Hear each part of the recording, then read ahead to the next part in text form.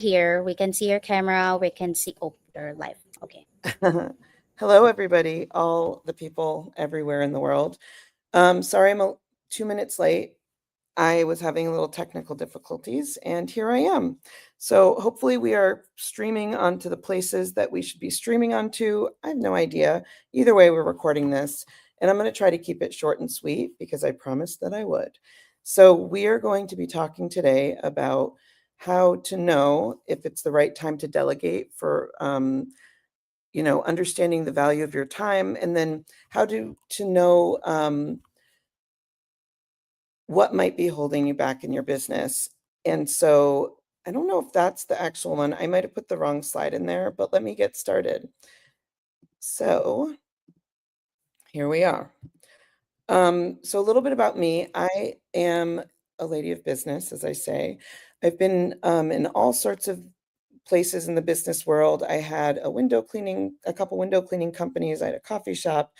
I've a Christmas light company I own right now, Home Service VA, which is a virtual assistant agency.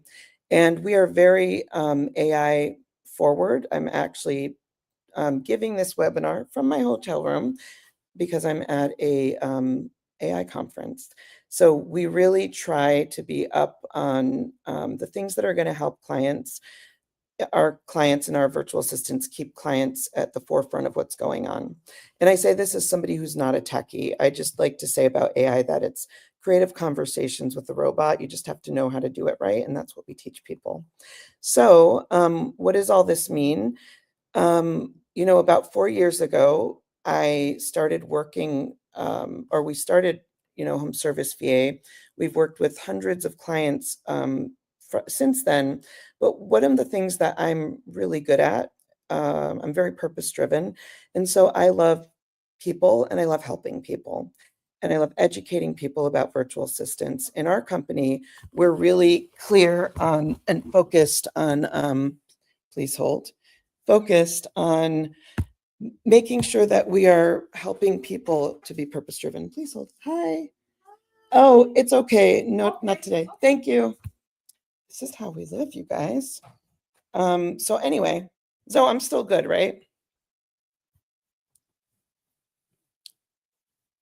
I hope this is working because there you guys are. I'm good. Can you tell me? Thank you. Okay, so I'll continue. So anyway, so we really care about people, and we work with Filipinos, and so we care about living wages and benefits and all the things that anybody should care about when they're in business. But that's not how a lot of the virtual assistant world is. So I like to educate people about this so that we can make sure that people are doing work with virtual assistants in an ethical way. That's important to me.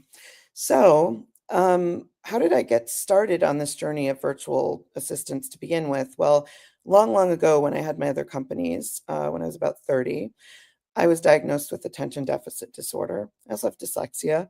And it really helped me to understand that it was not a melody issue. My brain is not meant to do mundane tasks or things that are boring to me or things that I'm going to fight against. Those are the things that my brain wasn't made for. My brain is sparkly. It's meant to do bigger things, be the vision of, provide the vision for companies. But what happens when you don't have those executive functioning skills that a lot of entrepreneurs kind of lack is it's very stressful. It's stressful for employees. It's stressful for us because we're not moving forward the way that we think we should. And so I really started studying my brain and understanding how can I brain better, right? And so along the way, I created a lot of systems. I love creating very simple systems for the people around me to follow because I don't like following systems. That's common with people like me, with entrepreneurs like me. We struggle to follow the systems, and that's why we create them when we're doing well. We create them for other people so that we can be successful. And I have this is my brain on this photo, this picture. And really, when your brain is full of all the things all the time, and I'll be honest, after 3 days, pretty much about 30 hours focused on AI in a conference center, this is my brain right now. But when you have a brain like this, there are a lot of things in here that don't belong. I just want to do the things that inspire me, that inspire other people, the big ideas. And when you get rid of all of these boring things, you have more space for it. And I'm not just saying that. This is not a pitch. It's that it really changed my life when I started to understand that, when I started to understand where my energy was going and how I could do this better. And so what I realized is if I lack executive functioning skills, I need somebody who has them. And that's kind of how I discovered that I needed an executive assistant. Now, I'm not rich, and I wasn't rich back then, but I do have big goals and dreams for my business, for my family, for my employees, but I can't move forward if I don't have the support system around me. And so I call my assistant Christine or any of them the melody manager because I don't want to manage more things. I need somebody to manage me and keep me on track. And so that's what we attempt to do every day. And I have to tell you, it is very successful. There's a lot of times when it doesn't feel that way because it's life. We don't always get it right in business. It's an up and down hill. But we're moving forward right now on my vision faster than we ever have because I have the support around me. And so that's why I started Home Service VA with my former assistant, because we wanted to create the thing that people needed, that we needed when we had started working together. Okay, so today's goal is we're going to talk about what a VA is, what they can do for you. And then the most important part of this is what is your time worth? We don't think about this enough, and we don't usually have a way to quantify it. And I'm going to show you exactly how to quantify what your time is worth. And then we're going to talk about when's the right time to get a virtual assistant. Let me pause for water. Okay. So here we go. So a virtual assistant is just somebody who doesn't work in your office. It can be your next door neighbor can work as your virtual assistant. But when people talk about virtual assistants, they're usually talking about people who live in other countries, who can do the work for less than you would find somebody here, who might be more loyal to you.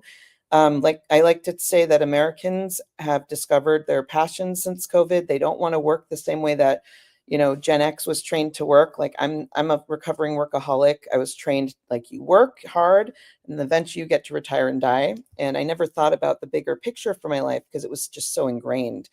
And so I'm not mad at younger people for wanting to do work that matters to them and wanting to do things that are outside of the norm, like drive an Uber or whatever. But that means we have less people in America right now that are willing to support us and work in our companies.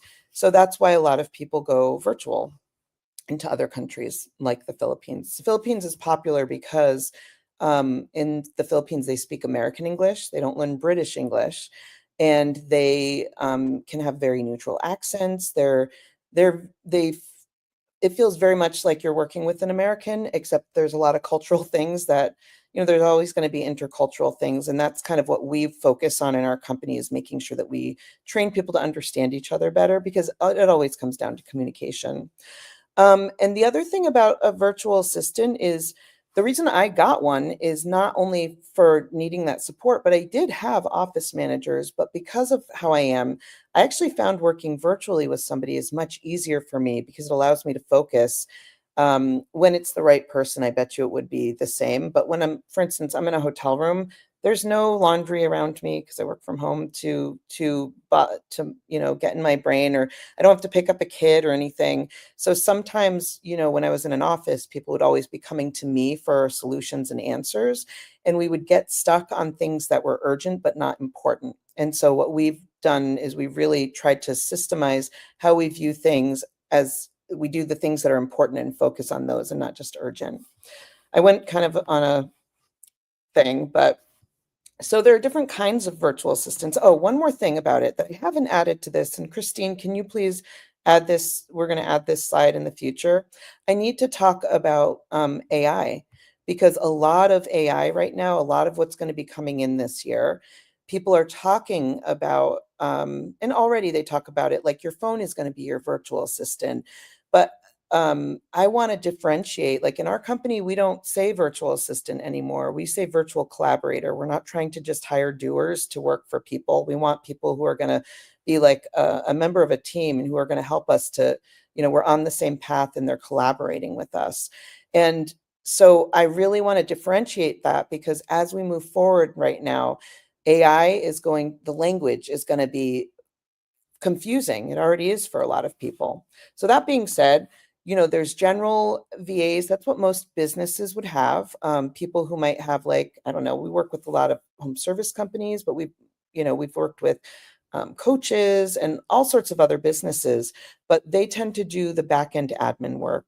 So usually it's a role that would be doing sometimes the sales. If it's a small company, like when I had my commercial holiday lights company, it's a really quick season. And so my assistant ran the whole office side of things. She did all the quotes. She did all of the things to make sure that things were running properly and smoothly in the office. They did phone calls. They did scheduling, all that. We'll be getting into that later. There are specialized VAs. So let's say you have a bigger company and you just need a bookkeeper. You can get somebody who's just a bookkeeper. It doesn't have to be a general role. I would also like to say that most general assistants can do a little bit of social media management too. So it's not just a specialized role, but it depends on the size of your company. And then there's project-based. So I love working with things like, so let's say you have a website that you want to make. Well, you're not going to have your assistant make the website unless that's a thing they have a background in. But you can train your assistant to know where to find people for those things. So we spend time, if we don't know how to do something, we're going to pay somebody to either teach us how to do it, or we're going to pay somebody to do it. So for instance, web design, we'll go to Fiverr.com, Fiverr, Fivver. I think it's 2 R's. We go to Upwork. These are all sites where you can hire somebody who's going to do. Fiverr is more like you hire somebody to do that one task, and it's usually more digital creations. And then for Upwork, you can hire people like to do projects for you. You can hire. They just have different.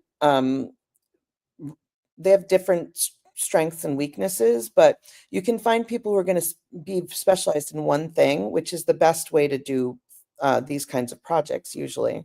And even on Etsy, you can go and buy templates on Etsy. It doesn't have to be that that you hire somebody and that you make it a project. You can find things in other places too.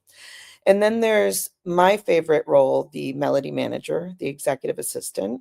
And this is for somebody who either really struggles with ADD, is a high visionary, who confuses their team all the time, and maybe they're trying to grow. They have a bigger business or multiple businesses, and they need somebody who's going to keep them on track, who's going to do the email, remember to tell, put the appointments. Like, I don't do calendar scheduling at all.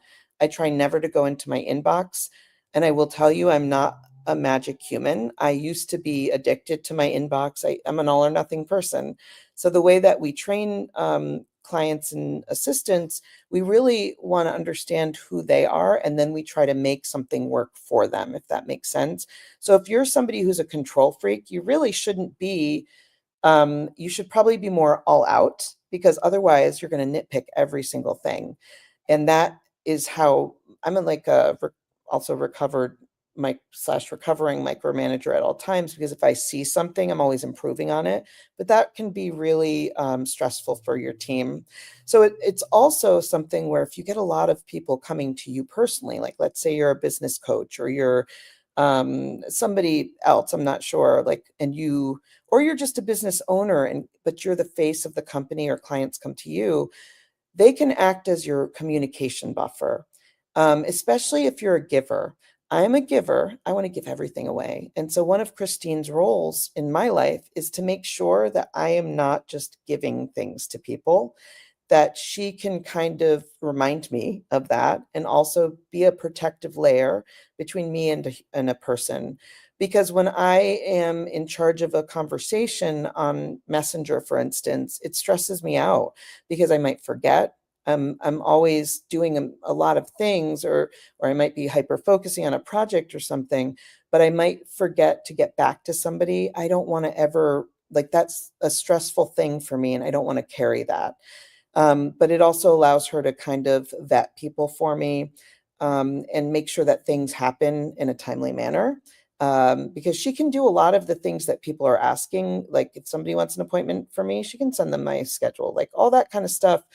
Um, or if they've promised somebody something, I just usually say, go in Messenger and say, Mel asked for this thing, and Christine can give it to them. So I kind of just went over like the types of VAs. You kind of heard about some of those tasks that a VA can do. But here's some statistics. So, first of all, business coaches, we always hear it in books. They say spend time working on your business, not in it. And after having spent the last 5 years deep diving in masterminds, conferences, I've been traveling a lot, learning from really high level business people. And I've figured out two things. A, it is not always like that for even them. And B, people are really good at marketing. So well, now there's a C also. It's easier for people who I kind of differentiate that I'm type ADD. There are people who are type A, and they're going to be good at that. They're going to focus on that one thing. I think of my husband, Matt. He is great at focusing on one task and getting it done to completion. I'm great at starting many things or getting the ideas, and Christine is the person who usually gets it to the finish line for me. But I just want to say to you that I want to validate you that you are not broken if you don't spend a lot of time working on your business, because it is a very hard thing to do, and it takes a lot of brain discipline, and it takes a lot of support around you if that's not your natural state of being. So a report from Time Doctor, which is a time tracking software, so they know, indicates that 80% of time in the workday is spent on tasks that don't have value. And we're really only spending 20% on things that matter. And I've also heard that, on average, somebody can work really well for 4 hours a day. So we have these random 8-hour work days. It could have been that we decided it should be 12 hours. We could have said 6 hours, but in America, we ended up saying 8 hours as a work day. But that doesn't mean that people are being really productive for 8 hours. Of course, we know that's not true. I think we learned during the pandemic, because I had a lot of friends who were working for companies, they were getting their full workload done in half the time. But they weren't going to tell their boss that because they didn't want to get let go, of course. Another thing, so Harvard Business Review, we spend about an average of 23 hours a week in meetings, especially when you're on an executive level or you're an owner. You're spending a lot of time learning in classes and meetings, and that's a lot of time and energy. Meetings drain me. And so when I think, how much energy do I actually have? Because I don't think of, we're going to get to what your time is worth, but I don't think of my time as time anymore. As I get older, I think of it as energy. The sparkly brain part of my time where I can really be clear-headed and really focused is not a lot. Might be a couple of hours a day. And so I want to use that time for the things that are going to move us forward quickly. But it is a hard thing to do. It's a practice, and it's a daily practice, and it requires a lot of reset. Email.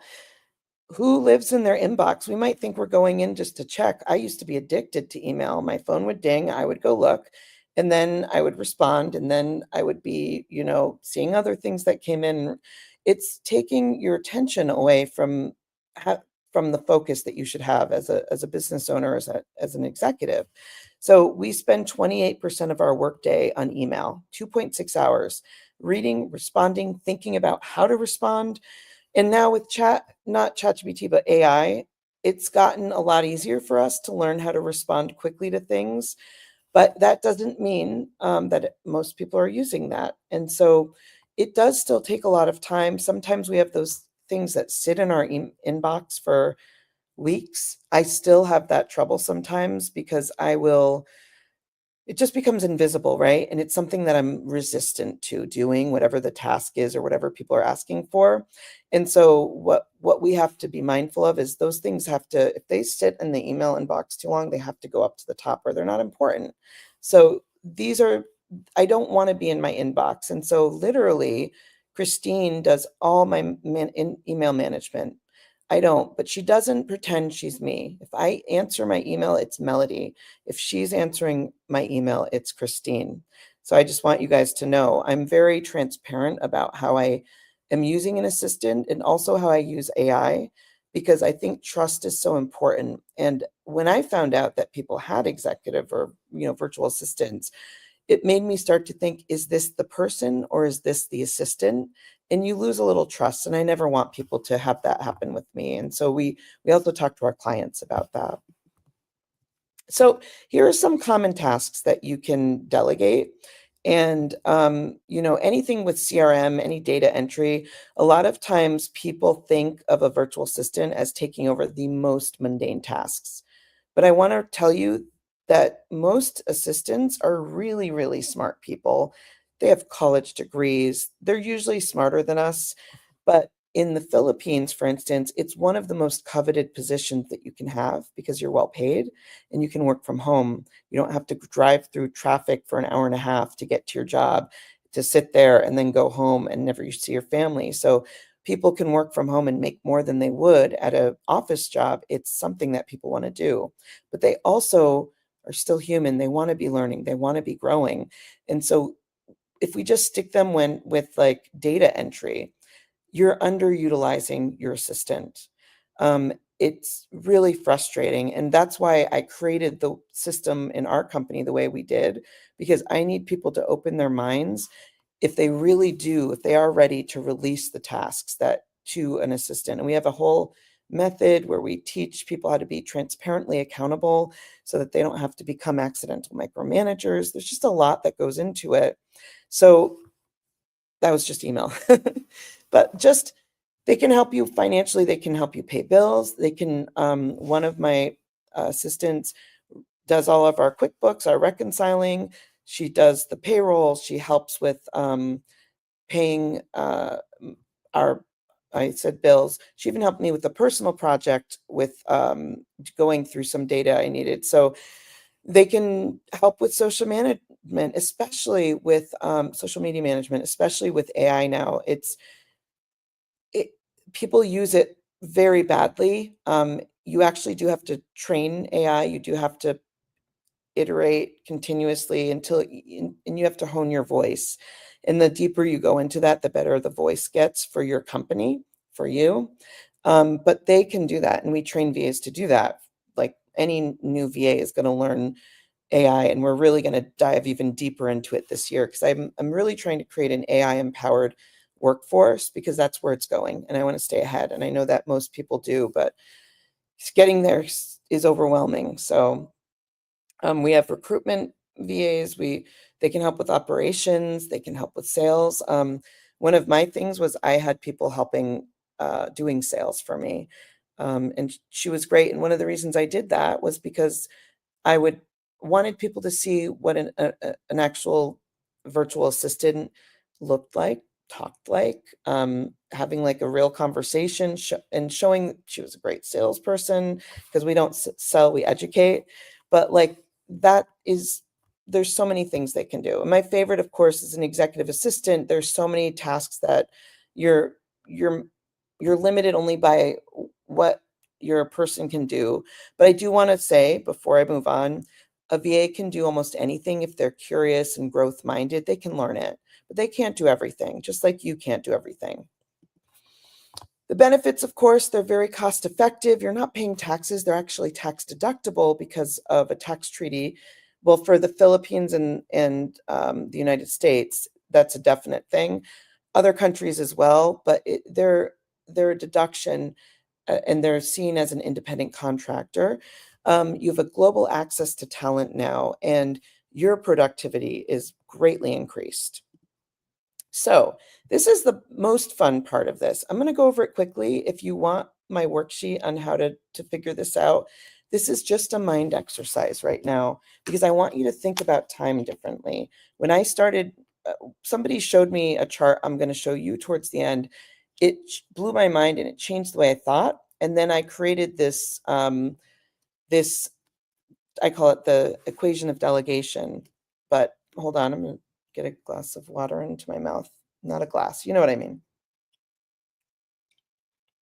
So think about it first. What is an hour of your time worth? Most people don't actually know as a business owner. I never knew how to quantify that.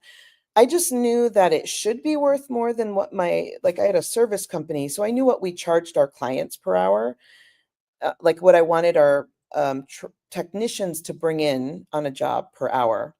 But I didn't understand how that related to me exactly because I wasn't as organized back then. Now I have an idea that if my time isn't more valuable than an hour of a technician's time, then I should be an employee somewhere. So what I try to do is think about it in this way. So let's go through the equation of delegation really quick. So first you need to think about how many hours a week are you doing repetitive tasks. I consider the things that are going to get you most time back quickly is what you should delegate first. Let's say you spend 20 hours a week on email, which is what I actually used to do. But even if it was 10 hours a week, whatever, that is 10 hours that you are immediately getting back once your assistant is trained on how to manage your email. With the way that I train assistants and clients, you don't even train your assistant really how to do your email. They train themselves. In fact, I really believe in people training themselves because then they're showing that they are competent. And for business owners who have trust issues, which I feel like is most of them, you want to see that somebody can do something. You don't want to just completely trust them or not trust them. So we kind of work in the middle. That's what transparent accountability is all about. So you're going to figure that out. And then you're going to think of outside of those hours of tasks that are just, the routine that will get you the most time back. How many hours are you spending on tasks that you don't enjoy or that you're really bad at? That could be like sales, for instance. I stress out about being a sales lady because I love talking to people. And also I'm an introvert that it kind of drains me. And so, when you think of time as energy, I'm really thinking about what are the things that I may even enjoy it, but it's not benefiting us. Somebody else could take it over because really as a business owner, if you want to expand to if we look at it as a game, not just a money-making game, but a game of like changing people's lives, of making a big impact, then we need to be focused on the top 2% of what our company can do. We're doing the brain work, and that's actually the hardest work, which is why we don't tend to do that work. So the next part is you add up the repetitive tasks with the tasks you don't like or don't enjoy or that steal your energy. And those are the hours you're going to delegate right off the bat. And so you need to put a dollar value on your time now. And like I said, your time is always going to have to be worth more than your employees' time, even if you're working on building the company like we are. So I want you to remember, this is not what you're paying yourself. It's a way you have to reset and reframe how you think about it. Because if you're, for instance, posting on social media, but you don't know what you're doing, this is something a $15 an hour employee could do. This is something that anybody can do. This $15 an hour column is a task that you can train anybody to do. These $150 an hour tasks, they take a little bit more brain work, more thought, but this is worth a little more. And then the $500 an hour, those are like worth it because the way I think about it is, can I make a sale if I spend time nurturing a relationship or developing a strategy? What does it mean to just post randomly on social media versus developing a whole strategy for it? What does it mean to just be chasing accounts receivable, which anybody can do, versus implementing a budget? Like I didn't have a budget. I'm an intuitive budgeter, as I used to call myself. I was one of those people who would make a budget and then never look at it again. I just want you to know that most high-level business people that I know you used to be like that. So if that's who you are, don't worry about it. You can grow into making a budget and following it, but if it's not your forte, you need somebody else to help you. You can make the budget, somebody else needs to follow it. That's, make sure you're on track and check it.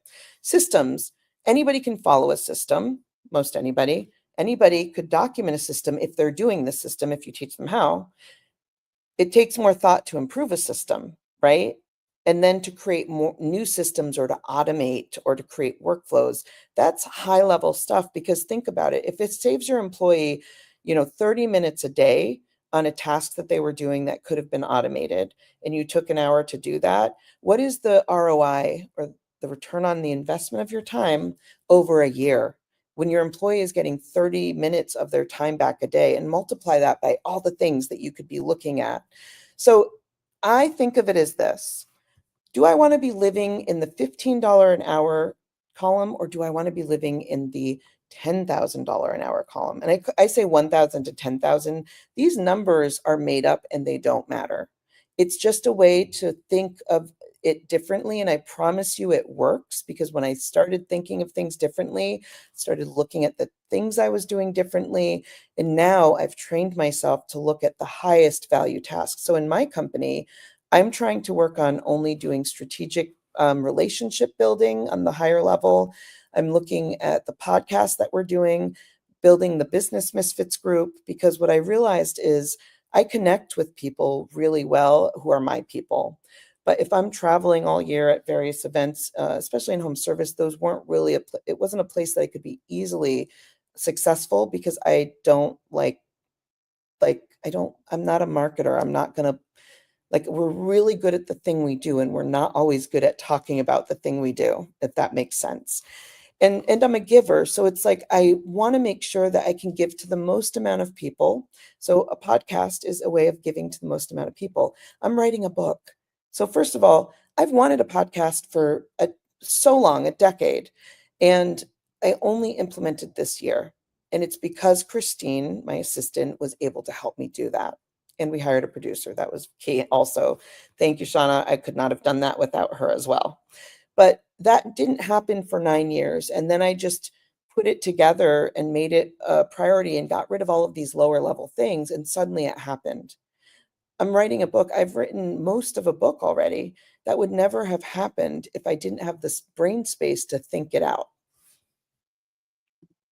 So let's do the math. So let's say I'm going to go back. I'm just going to be like lowballing it. I think $500 an hour is a perfectly reasonable amount to think of your time being worth. I'll give you an example. Do you know that in the pressure washing industry, what they try to get per hour is they try to bring in sometimes, I would say on average, $250 an hour per employee. Think about that.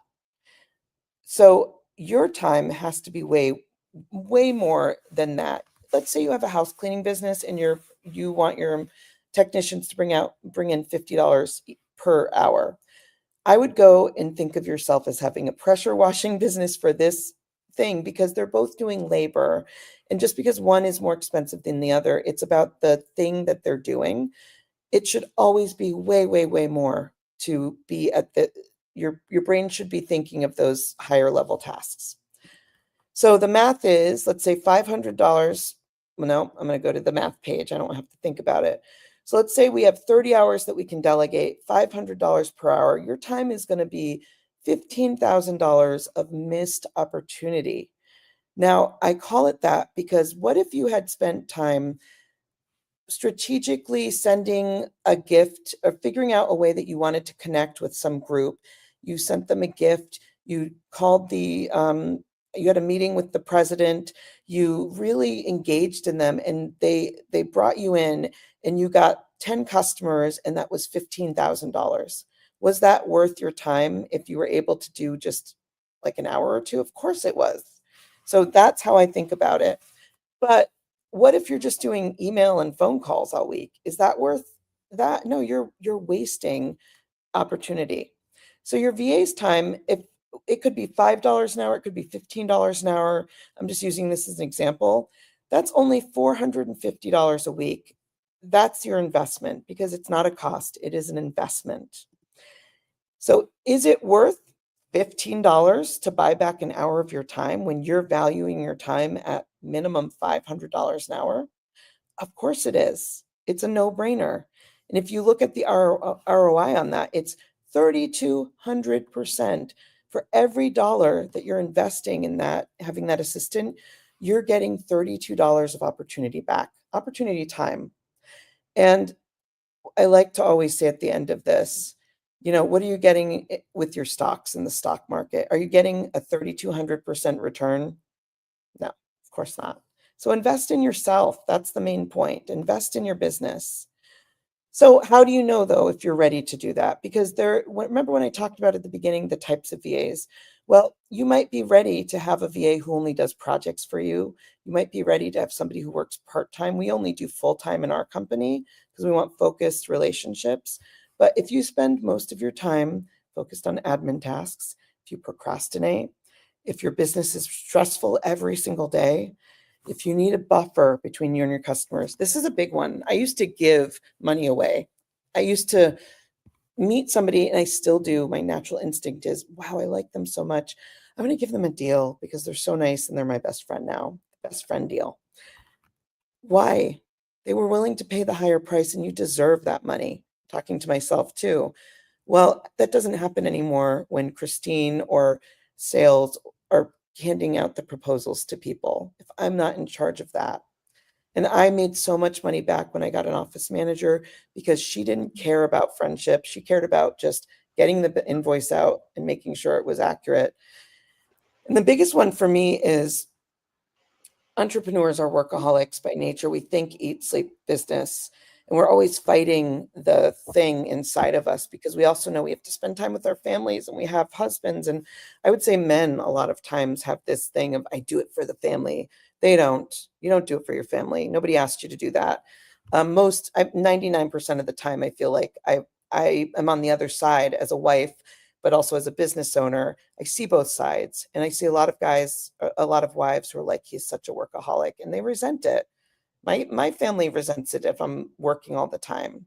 So if your family resents you, is it worth your marriage? Of course not. Is it worth your relationship with your kids? When I was young, I was a single mom. I had to hustle and I missed out on some things with my kid. And I know that now.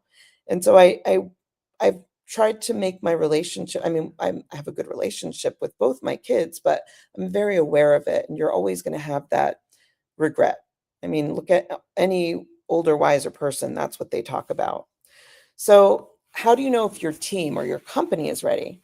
If they are constantly overwhelmed, if they don't have time for higher level projects. For instance, if you have an office manager who's great with like clients love this person, but they're managing staff, they're doing this, and they don't have as much time to give to those relationship building parts of it, they should be having an assistant to help with all of the mundane things. Or maybe you have a great office manager who's awesome at all of the paper organization, but they really suck at talking to clients. They don't have that phone mannerism. You need to get somebody in there who does have that. And the biggest one for me is if you have an office manager whose job includes managing you, the business owner, that's not fair. You need your own executive assistant. So, I think I did it. I think I got through this and I barely was late. I said I would keep it short. So, this is who we are, Home Service VA. We are a high level service. I think I undervalue myself, my knowledge, the things I build because I'm always looking at I want to be faster, better, stronger. I want to give more to people.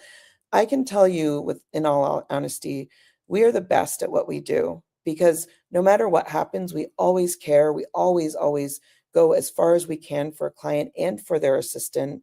We're always coaching people up and we care about people and we're ethical. And so I think I'm very proud of the company that we're building. And not everybody is our client. I really love serving people who are more, I love givers. I love people who are more purpose driven. Even if it's giving to your employees, you want to do better for your employees. I love working with growth minded people. So this is what we do. If you want more information, we're going to leave a link to our website and you can always reach out to us, if you need anything. I'm going to stop sharing. Here I am. And oh, hi. Hello, Rachel. I feel very accomplished right now. Does anybody have any questions? Because I said if I finished, I would I would answer a couple questions, and I feel like I did a good job of the first level of learning. We're going to be doing this every Thursday for the next 4 weeks. I forgot to bring up, hold on one second. I'm going to bring up the webinar series that we are doing. Share screen. I'm so bad at the back end of this. There it is. Okay. So this one was just how to tell if you need one and a little bit of overview of what they do. The next one is really important. And I'm going to tell you, a lot of people get virtual assistants, but they haven't worked out their own stuff first. And then they sabotage what could have been a good thing.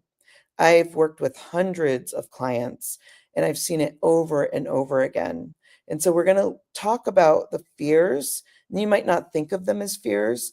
I mean, for instance, being a micromanager is really about control, right? And we need control because it's our baby.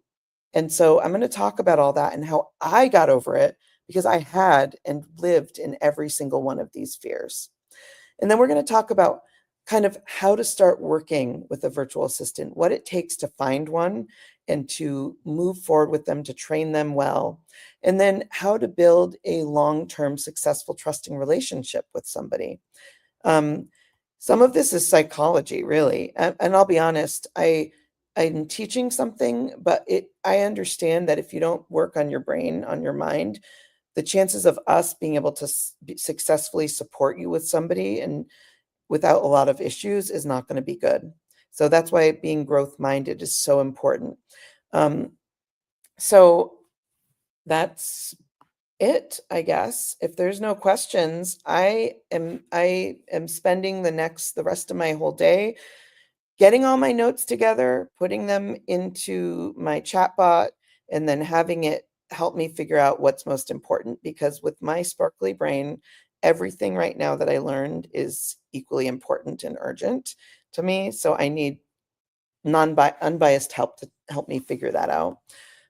If we can be of service to you or anybody you know, please let us know. And also, please share us with any friends or business owners that you have that you think would align with us. And the last thing I will say is if you are a business misfit, if you're a giver in this world, if you're somebody who is purpose driven, you're a community builder, you are somebody who really cares and wants to make a difference and an impact in this world, you need to join my Business Misfits community that I'm building. And you can listen to my podcast, The Business Misfits. This week, it was an episode where I just talked about my brain stuff and my mindset because I wish somebody had talked to me about this stuff when I was earlier on in business. It would have saved me probably a lot of confidence issues and problems along the way.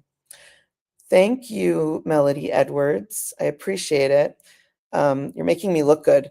That's definitely not me who just posted that link in there because I would never be able to find it, but there it is. Was it one of you? Thank you, Zoe, on the back end, who used to be my assistant. Thank you, Christine, who is my current assistant. And they're not just an assistant. They're a partner. They're a strategist. They are people that I really trust. And so that's the kind of relationship that you can build with people, but you have to know how to do it. It doesn't come naturally to everybody. Hope this was helpful, and thank you for being here.